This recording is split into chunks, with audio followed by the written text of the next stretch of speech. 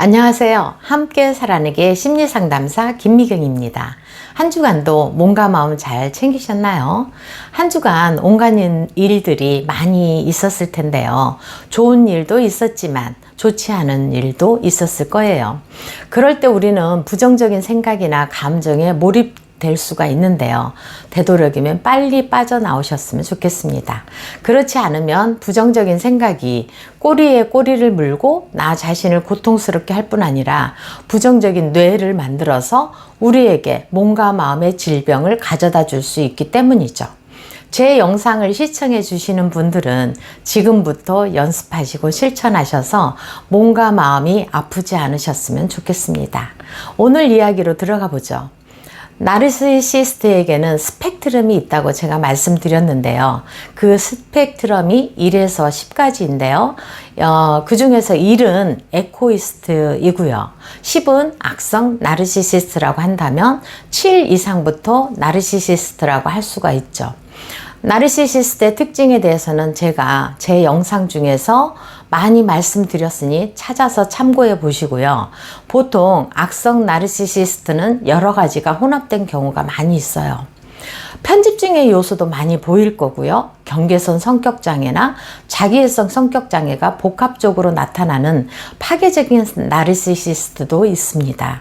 오늘은 편집증 성격장애에 대해서 알아보고요. 당신 옆에 있는 나르시시스트가 편집증을 얼마나 보이는지 진단 한번 해보세요.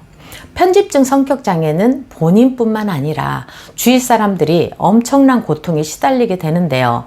편집증이란 그리스어로 파라노이어에서 유래됐고요. 파라는 옆에 또는 반대측이라는 뜻이고 노이어는 정신, 마음이라는 뜻으로 정상적인 마음에서 벗어나 있는 정신을 말하는 것이죠. 편집증은 심각한 걱정이나 두려움으로 자신이 주변 사람으로부터 피해를 받을 것이라는 병리적인 의심을 고집하는 상태를 말해요. 이러한 편집적 증세가 일상생활이나 사회생활에서 문제를 겪는 경우 편집증 인격장애로 진단을 받을 수가 있죠.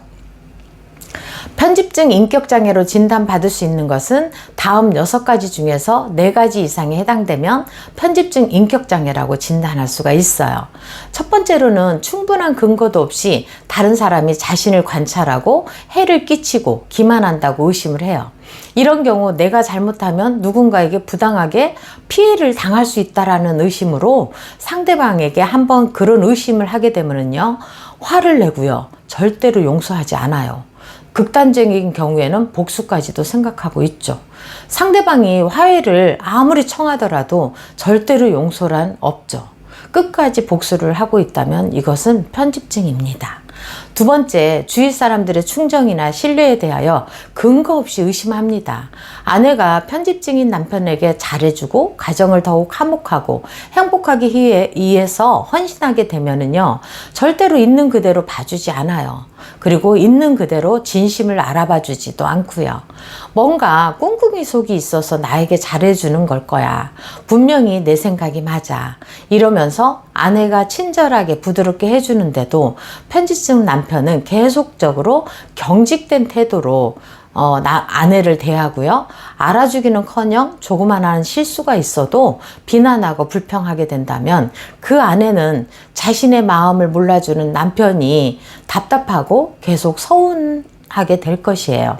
그래서 서운한 표정을 짓게 되면 편집증 남편은 그러면 그렇지, 네가 진심이 아니었지 라면서 자기 사고를 확고히 해나가기 때문에 참으로 어렵고 가족으로 둔 사람이라면 보통 사람들은 이해할 수 없을 정도로 상상 이상의 고통을 맛보게 된답니다.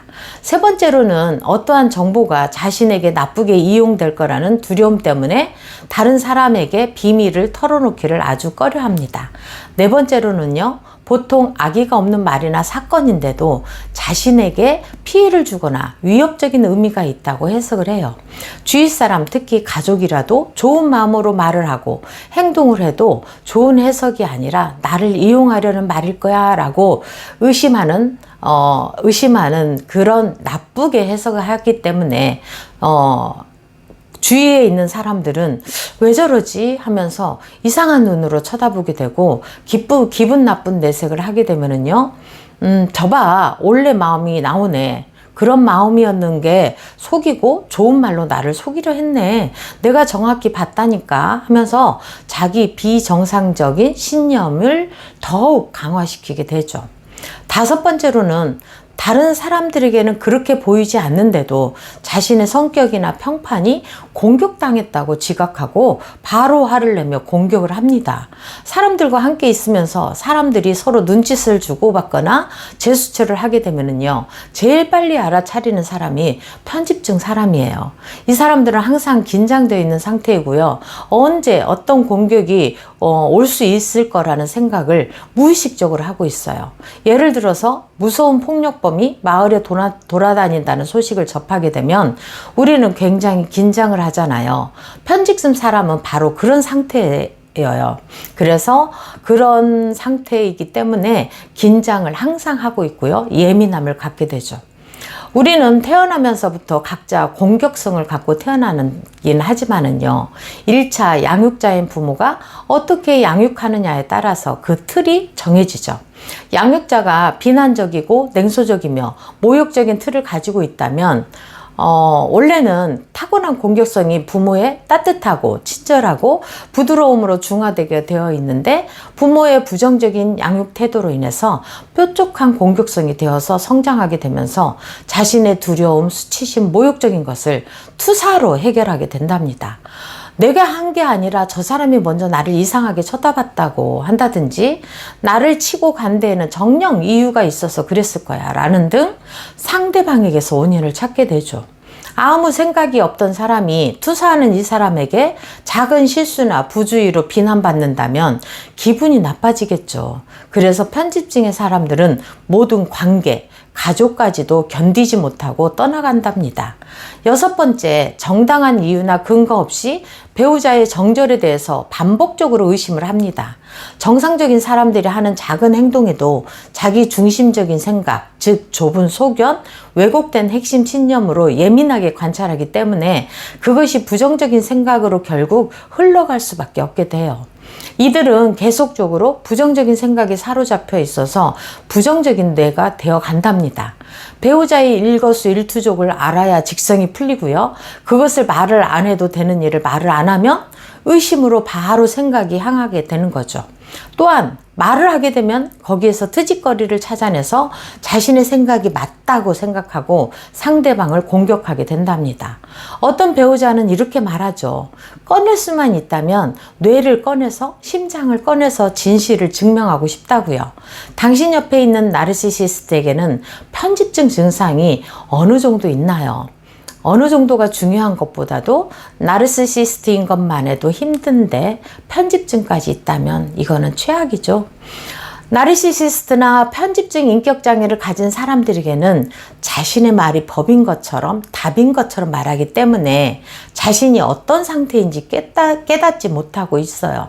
참으로 어려운 일이죠. 아이가 태어나면 부모의 양육 태도가 사랑과 수용이 많은 부모여야 한다는 게 얼마나 중요한지 모릅니다. 이 영상을 보시고 자신이 편집증인 것 같다고 생각되신다면 그 힘든 마음의 고통에서 벗어나기 위해 정신과 의사 선생님을 만나셔서 부디 변화되셨으면 좋겠어요. 그것이 자신을 살리고 가족도 살리는 길이니까요. 지금까지 시청해 주셔서 감사드리고요. 지금까지 함께 살아내기의 김미경이었습니다. 감사합니다.